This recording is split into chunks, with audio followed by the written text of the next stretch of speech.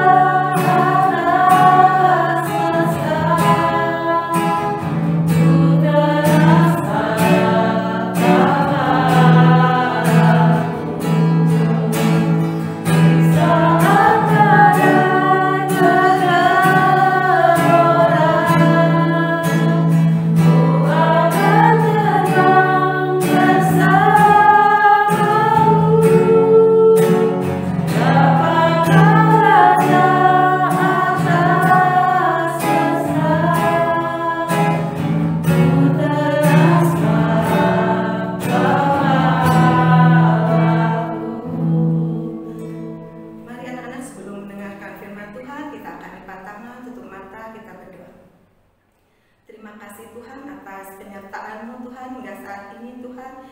Engkau telah menjaga kami Tuhan. Sebentar kami akan mendengarkan firman-Mu Tuhan.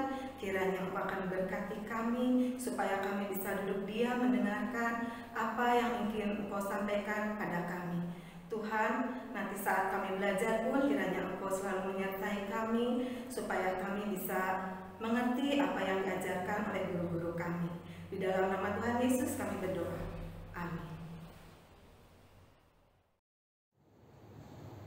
Shalom anak-anak, selamat pagi. Kita ketemu lagi pagi hari ini. Kita akan bersama-sama masuk dalam renungan. Tadi sudah memuji Tuhan, sekarang kita akan mendengarkan firman Tuhan. Kita lipat tangan dulu, tutup mata, kita akan berdoa ya. Tuhan Yesus, terima kasih. Pagi hari ini kami sudah memuji Tuhan. Biarlah Tuhan, hatimu senang dengan puji-pujian kami. Dan saat ini kami akan mendengarkan firman Tuhan. Tuhan urapi kami, Roh Kudus pimpin kami, supaya kami dapat menerima firman-Mu dan melakukannya dalam hidup kami. Dalam nama Tuhan Yesus kami berdoa, amin. Anak-anak, hari ini Miss akan bercerita tentang garam dan terang dunia. Kita akan membaca firman Tuhan. Miss akan bacakan dari Matius 5 ayat 13 sampai 16 ya. Siap mendengarkannya? Ya.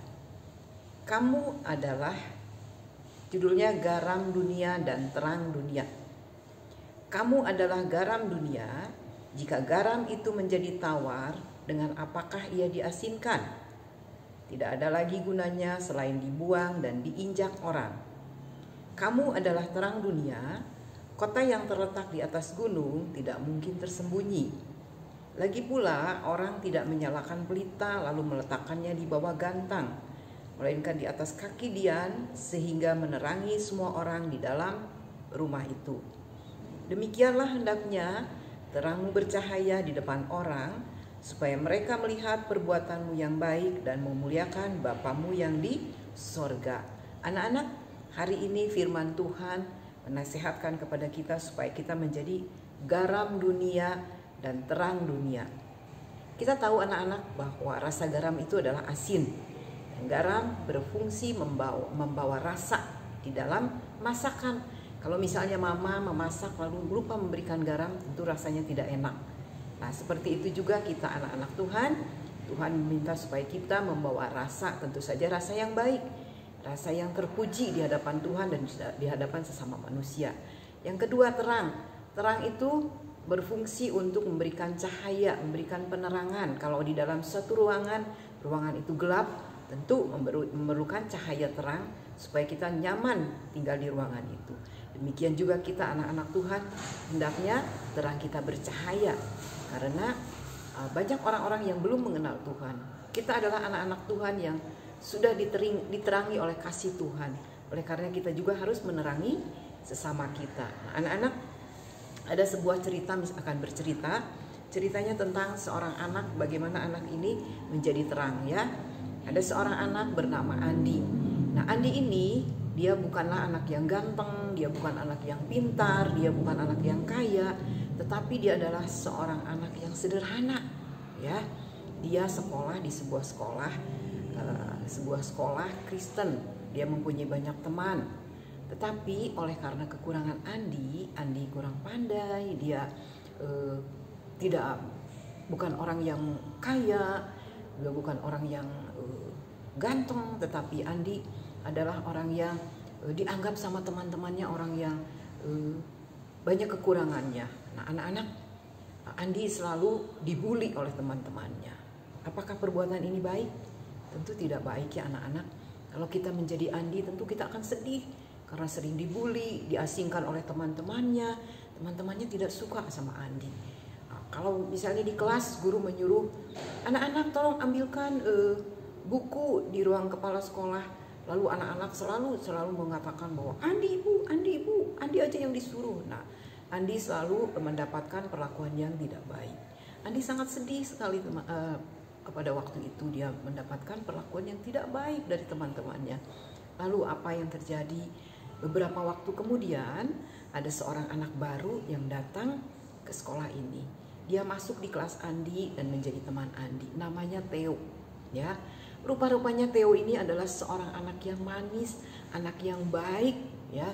Dia mau berteman dengan Andi, dia tidak melihat kekurangan Andi.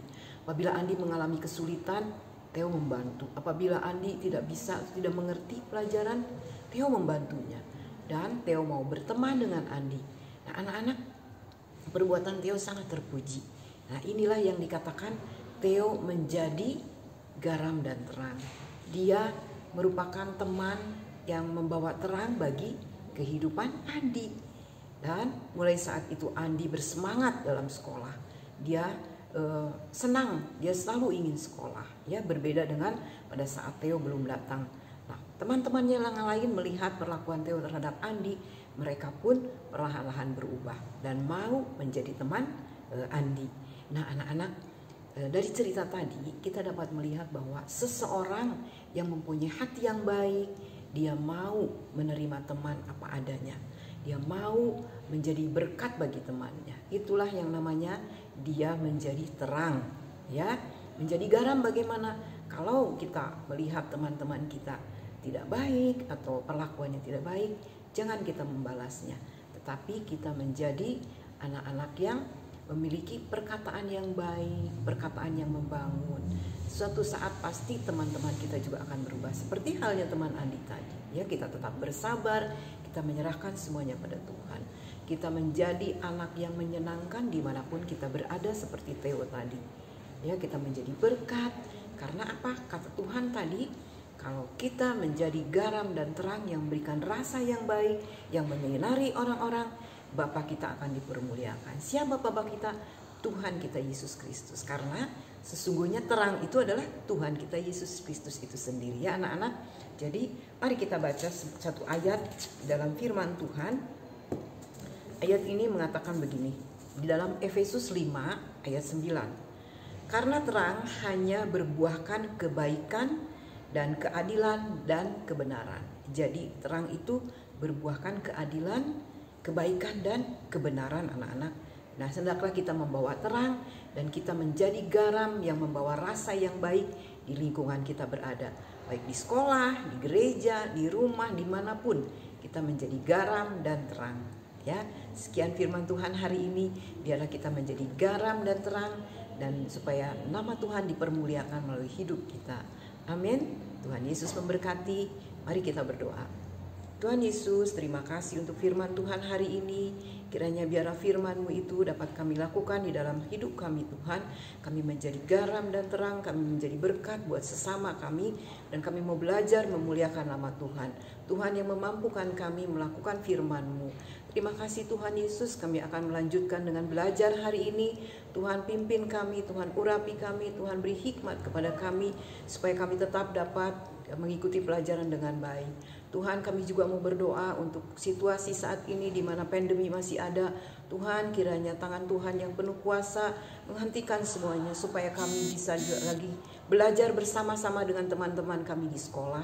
Tuhan memberkati kami dengan kesehatan, memberkati teman-teman kami, berkati orang tua dan para guru, sehingga kami tetap hidup sehat. Kami percaya kami selalu ada di dalam perlindungan Tuhan Yesus Kristus. Terima kasih Tuhan, dalam nama-Mu Tuhan Yesus kami berdoa. Haleluya, amin. Tuhan Yesus memberkati, sampai berjumpa lagi.